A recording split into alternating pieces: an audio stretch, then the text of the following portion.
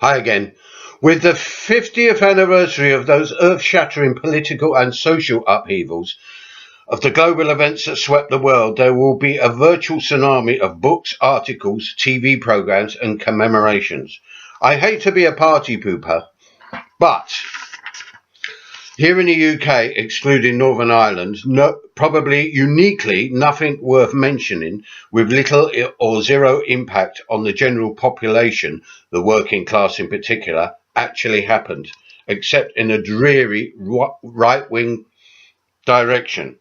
Apart from a couple of mass student-dominated anti-Vietnam War demonstrations, culminating in confrontations with the police, resembling episodes of mass frottage rather than urban insurrection, and a handful of campus occupations by overwhelmingly middle-class students who later became pillars of the establishment, there was practically zero impact on the alienated working-class youth, such as myself, 15 years old at the time.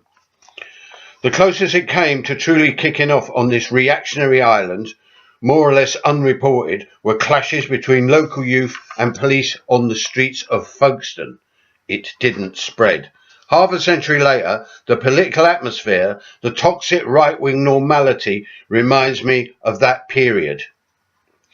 Something that's been forgotten were the mostly spontaneous demonstrations by thousands of workers pouring out of the factories in the Midlands in particular, and the Dockers March in London, supporting Enoch Powell after he was sacked from the shadow cabinet by Edward Heath for his Rivers of Blood speech.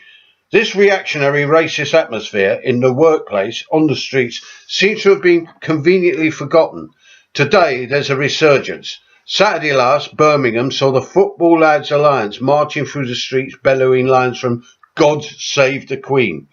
A return to 1968 UK style?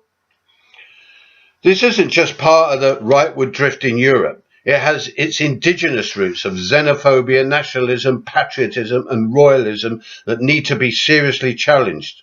Anti-Semitism is also making a comeback, and not only on the right. Unless we recognise we have a real problem here, we'll never be able to tackle it, let alone move on to revolutionary upheaval and positive change. There's nothing to prevent further rightward drift into the deeper reaction. Certainly not the Corbyn and Labour illusion. We deserve better than this on all levels, culturally, intellectually, politically. For me, class war type anarchists, other malcontents, anti-authority elements, the only answer is out there on the streets and in the neighbourhoods. We need meaningful debate and discussion allied to direct action. The stark opposite to this is the status quo. We cannibalising ourselves rather than eating the rich, as the wealthy and the establishment and the privileged laugh their heads off and prepare for another 50 years domination. Bye.